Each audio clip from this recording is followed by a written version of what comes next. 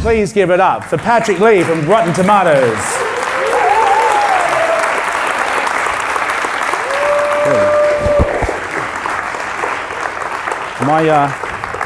Don't know if I'm on, but we'll just go with this one. Hey, welcome to Sydney. Where am I? Welcome to Melbourne. I travel a lot. I did 58 flights last year. I don't know where I am. Welcome to Australia. Is it your first time here? Second time here. Second time here. Why were you here the first time? I had a friend, Nick, over there. Went to his wedding 8 years ago. So you weren't working?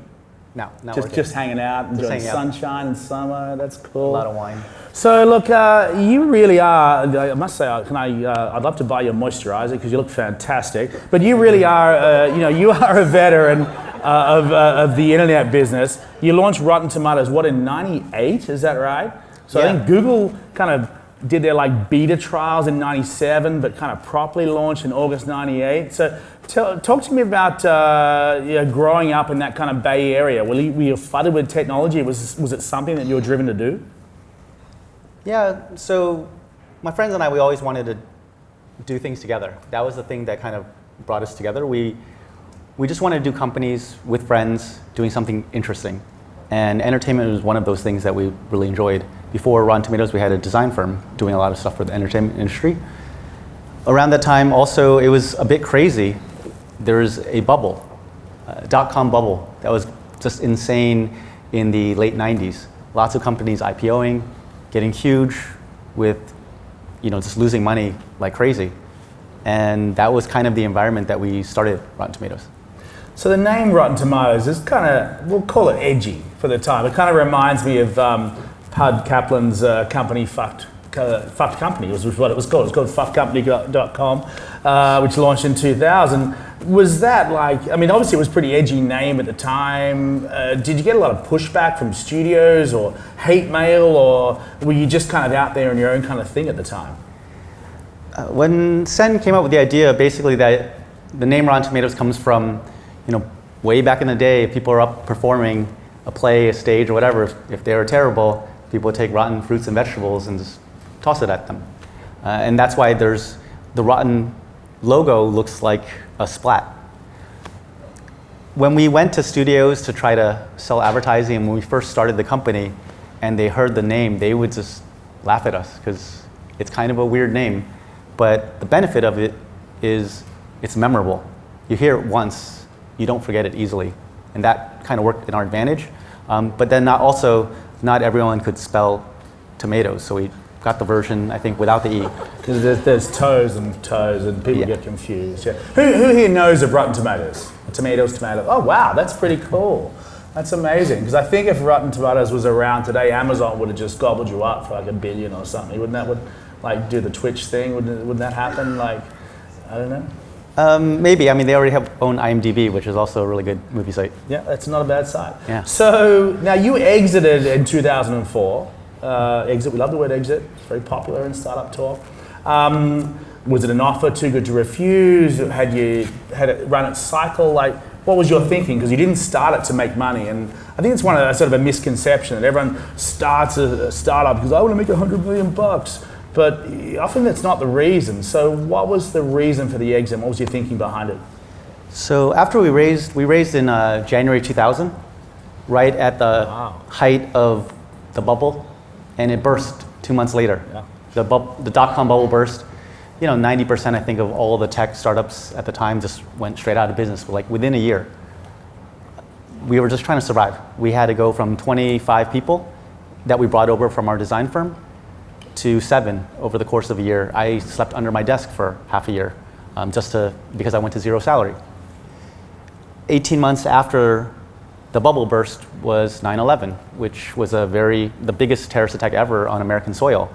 Both of those things were, kind of crazy things to get through for your startup right as soon as you started up.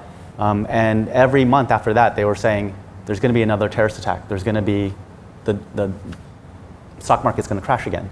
And so our thinking was just survive, just stay in business. And we started getting offers after a couple of years, but they're 10 cents on a dollar, 25 cents on a dollar as far as what our post-money valuation was. And our investors were actually take it, because they had lost everything that they invested in during that time. But for us, the bar we had was just as long as we want to get our investors their money back. We don't want to lose money for them. And that was the only bar we had. We weren't really thinking bigger. And when we finally got an offer kind of above what we raised money at, we took it.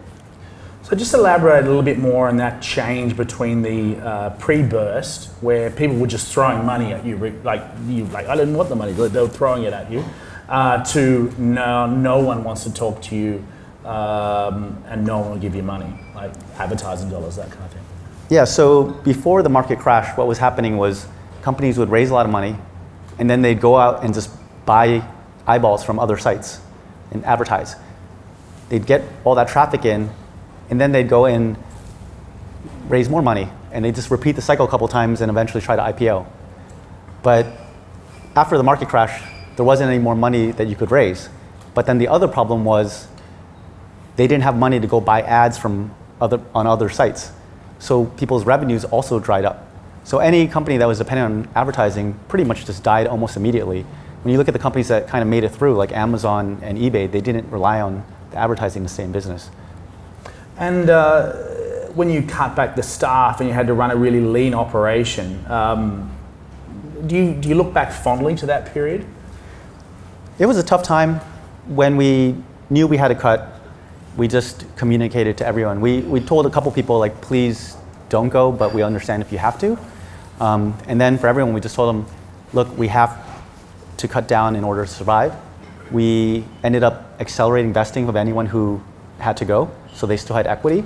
And what we tried to do was we employed people until they found something else. And because we had a really strong team from our design firm, they went to places like Blizzard and Pixar and ILM. So they landed on their feet pretty well. It was a tough time, but the thing that kind of kept us going was the whole time we managed to still see growth. Like, it was like this, but you could see, like, month over month, our traffic was growing, our revenue was growing, and that kind of kept us positive. I'm going to ask you a little bit about bootstrapping versus raising capital.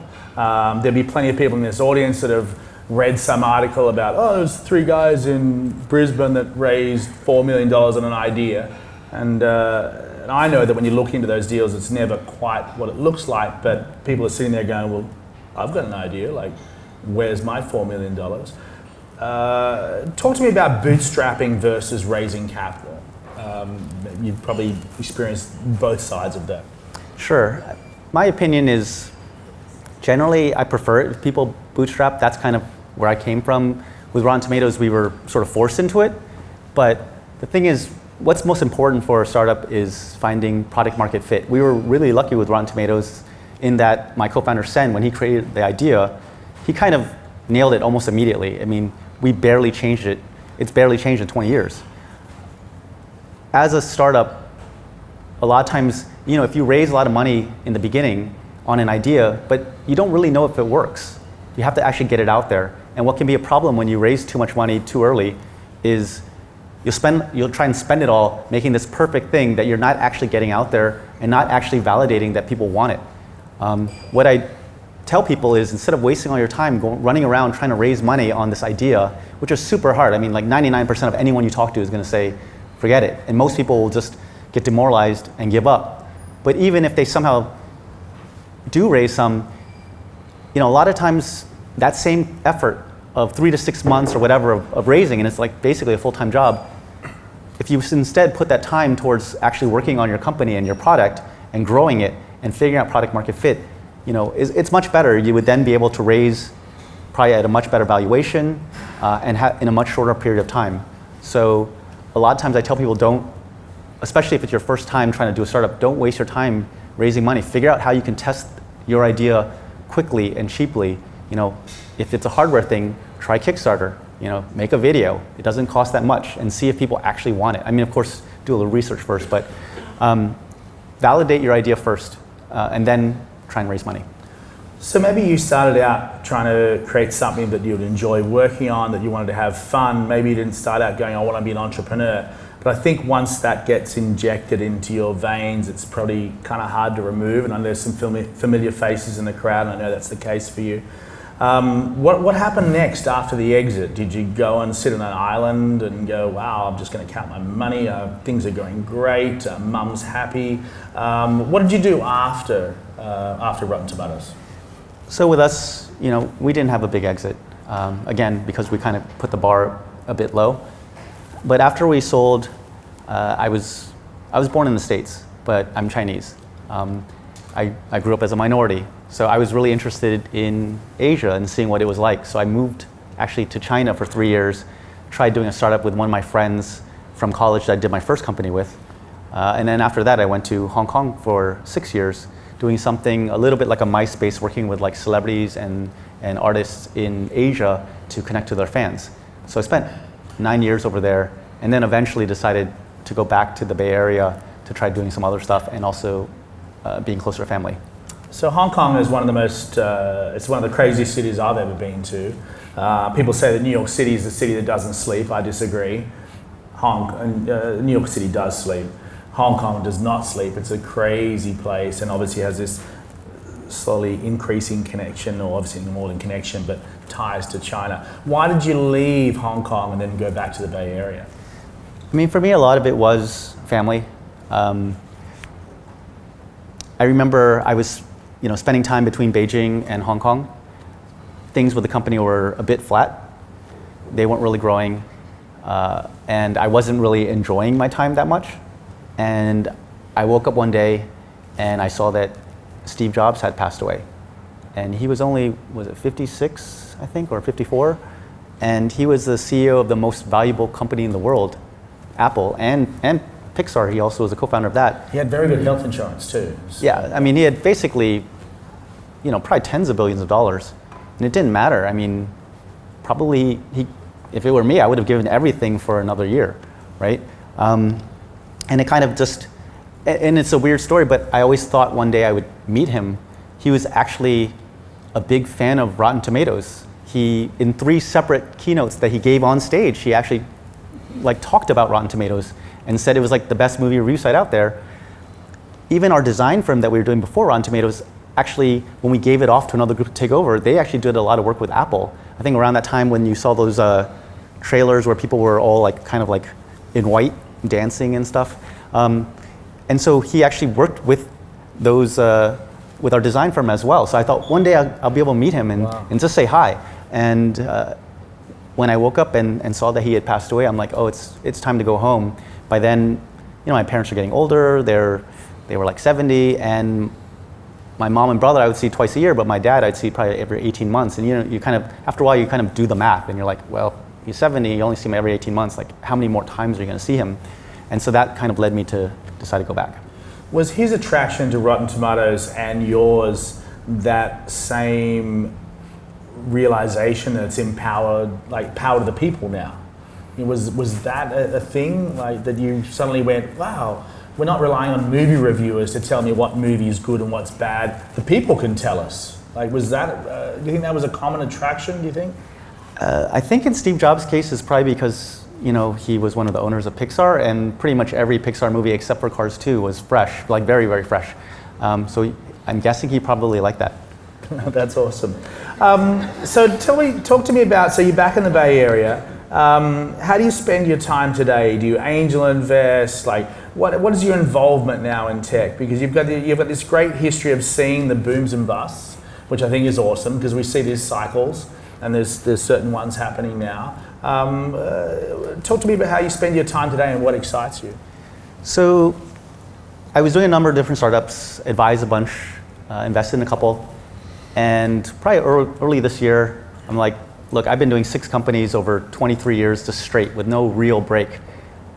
I need a break. So around mid-April, I just started traveling like crazy, doing a lot of speaking at different places, came here to advise my friend Nick's company, WePlay, and just spent a week so far just every day going in and checking it out. And then at the same time, speaking, meeting startups, things like that. A lot of it's just to recharge, see friends and family, try to figure out priorities, what's important, thinking also a little bit about what's next for me.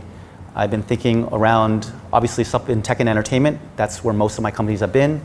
But thinking about, would it make sense to do another startup, join a startup, join a corporate, or possibly start a fund or join a fund. And I've been kind of looking heavily around, starting a fund, investing around tech and entertainment. But at this point, it's still very early stages.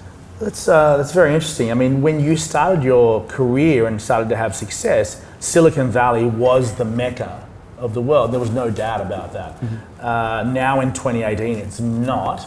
How do you view Silicon Valley's place in the world, and how do you view Australia's place with tech startups? Have you met some cool startups here? Like, how do you see that kind of change? The thing with Silicon Valley that is one advantage it has over most other places is just the fact that it's been around so long, right? I mean, it's called Silicon Valley because they originally started with silicon. And you had these startups back then, a long time ago, that ended up doing really well in IPOing. When that happens, they create all these very rich people who then seed invest in other companies and start new companies. You have Hewlett-Packard, which goes to Apple, to Yahoo, to Google, to Facebook. And each one is like a mega giant company. Each one is dropping these new seed investors who are creating new seeds and creating new startups. It just keeps going, keeps going. And if you think of a startup or a company as a tree, they're a forest over there. Now they have a whole ecosystem of venture capitalists, all this talent goes there. You have Berkeley, you have Stanford. So it's very well developed. In a lot of other places, I mean, China's developing really rapidly, Japan's done quite well, but a lot of other places, it's not a forest. There might be a couple trees. There might be just a sapling, right? And so I think everyone is kind of eyeing the Silicon Valley, and they're all moving towards that direction. But really what's important is like find the companies that are doing well in tech and just push them all the way up. If you can get those companies to be a Google size, they're going to create more companies. And I think that's the best thing that can happen. And from looking around here, I definitely see some that are kind of approaching that kind of scale. Well, fantastic. In fact, I met someone the other day, and her job, she runs a team of 5 people, and she runs the, alumni of ex-Googlers that have left Google and started companies. And there's actually, they have meetups and they kind of hang out. So that flow-on effect, I mean, just like we had in Waterloo in Canada with BlackBerry, that kind of flows on. So have you been excited? What excites you in tech these days? Is it AI? Is it crypto? Is it, what's your space where you look at, oh, wow, there's some really cool stuff going on there. I'd love to get more involved. For me, my interest has always been around the intersection of tech and entertainment. Crypto doesn't excite me because I've never been motivated by money, and I tend to feel like crypto is a money thing, and if I was into that, I would have been a banker or something else. You're not even like crypto curious? No, not really. But thank you. I do find, I don't think it's something that I would necessarily go into, but I personally find AI really interesting, and like genetic engineering, things like CRISPR. Wow. Because if you think forward and you're like, in the next 20 to 50 years, what is going to really change humanity, hopefully for the better, are things like that. I mean, genetic engineering, I think, has come a long way, and probably, potentially in the next 10, 20 years, you're going to be curing things like Alzheimer's and various forms of cancer and Parkinson's, and that would be amazing. And AI too, a lot of people are scared by it, but I welcome it because look at the Industrial Revolution. Before then, I mean, everyone's like farmers and stuff. Obviously, there's a lot of challenges with suddenly there's all these factories and everything like that, but now a lot fewer people are farmers, so they can do other things. And when AI comes out, and it will displace a lot of jobs, but at the same time, it will also free people to do new things. What those are, I don't really know, but I find those two areas very interesting. Yeah, there's no doubt when you look at our society today, in so many areas, we're remarkably inefficient at what we do. So I agree with you on that one. Hey, we're just going to throw up to a couple of questions from the audience before we wrap up for tonight. Sure. One of the questions was about people, it's gone now, I hate that when it happens. Team, idea, product. How do you, you're trying to do a startup now, you and I are doing a startup. How do you rate those things? What's the most important thing from your experience at building a successful startup? In my opinion, again, I would say it's product market fit, to be exact. As if I was investing in something, I would look for traction. I would look to see if does it have traffic? What's the engagement? What's the retention? Is it generating revenue? And you'll take that over anything. I mean, I would take that over an awesome team even, or an awesome idea, because it's so hard to predict what's going to work, especially if it's consumer. You know, you could give Mark Zuckerberg another 1,000 tries. I don't think he's coming up with a thing as big as Facebook again, even as Mark Zuckerberg, you know, even with all his connections and everything else. It's because it's just so hard to do it. It's very hits-based for consumer. So if someone actually figured out something that's working, to me, that's the best thing. After that, probably team, because you would expect that a good team would have a better chance of getting to product market fit. There's no doubt that Mark is having the toughest year of his life right now. He's sitting there thinking everyone hates him. Some people do. He's in a very tough place right now. I want to just circle back just to that product market fit thing. How do you know when you've got product market fit? Like, we hear these terms, it's like MVP, and people kind of rattle them out super quick, but what do you think it means? I would say, basically, when you're seeing a lot of growth, when it's starting to become viral, or word of mouth in some respect, where, hey, I'm thinking about doing this thing, or I'm thinking about seeing a movie, and someone says, hey, go check out Rotten Tomatoes. Like, that's getting close to, I mean, that's basically product market fit. When people are buying and they're engaged, like if you have an app and they're downloading it, but they're actually opening it up, they're coming back, they're spending a lot of time on it. And a lot of times people think they have it, but they don't quite have it, and they'll start what I call like prematurely scaling and start trying to grow before they've actually figured out something that people want, or figure out the unit economics of it to grow profitably. Like early days of Rotten Tomatoes, did you have to kind of hand crank the wheel and jump in forums and post links? You had to do that in the beginning, right? Yeah, of course. I mean, we were very reliant on search engine optimization, so we would go and optimize on that. We'd submit to things like Yahoo. Back then they were a directory. And one thing we kind of started seeing was, Roger Ebert, he was a famous film critic, and he wrote an article picking out his favorite 20 movie sites or so, and Rotten Tomatoes was one of them. When Pixar released A Bug's Life, we saw a big spike in traffic that day, and it turned out it was coming from Pixar. So those kind of things were like, there's something there. Let's keep pushing at this. And yeah, we'd have to push on getting revenue up, getting traffic up, how do we get people to view more pages, like all these kinds of things you have to work on. But there were examples of things that could tell us like, hey, we have something here. And that's basically what product market fit is trying to figure out, is there something there? And there's different levels of it, but like an early example would just be like, if you put up a Kickstarter campaign and you get, $100,000 worth of people kickstarting it, yeah, that's a pretty good like validation of your idea. That's so cool. It's funny, all those little metrics, if you can just increase them, each of them by 10%, it's amazing what difference it makes. Look, I want to thank you for coming here tonight. Are you going to hang around and chat to some founders and answer some questions? Yes, of course. We love that virtually all of our founders do that, so thank you so much. Thank you for being so honest and sharing your story. Please give it up for Patrick Lee. Thank you.